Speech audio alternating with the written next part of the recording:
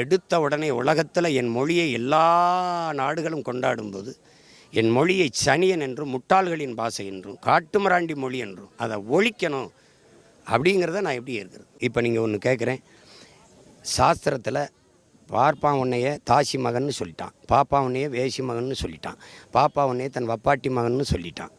தமிழனை மட்டும்தான் சொன்னான்னா அந்த சாஸ்திரத்தில் எப்படி இருக்கா? ஒன்னே சொல்லிட்டான்னா அப்போ உங்களை சொல்லலை. இப்போ நீங்கள் இந்த கூட்டத்தில் இல்லை, நம்மளை சொல்லிட்டான்னா அது வேறு. ஒன்னே சொல்லிட்டான்னா அப்போ நான் தான் தாசி மகன், நீ இல்லை, அப்படி சொல்லலை. அப்போ இதை படித்து இங்கே வந்து அண்ணல் அம்பேத்கர் அவன் சொல்கிற வர்ணாசிரம கோட்பாட்டில்டா தர்ம வர்ணாசிரம பிரிவில் 4 வர்ணத்துக்கு கீழே ஒரு வர்ணம் வச்சுருக்கான்டா, பஞ்சமர்னு. அதான்டா கொடிய வர்ணம்ங்கிறாப்புல. இந்த 4 வர்ணத்தில் அவன் சூத்திரன்னு சொல்கிறான்ல, அது இந்தியா முழுமைக்கும் 85 விழுக்காடு செலவில். மராட்டிலையும் சுற்றுருக்கான், மலையாளிலையும் சுற்றுருக்கான், கன்னடையிலையும் சுற்றுருக்கான், பீகாரிலையும் சுற்றுருக்கான், குஜராத்திலையும் சுற்றுற இருக்கான். ஆனால் அதையெல்லாம் விட்டுட்டு தமிழை ஒன்றே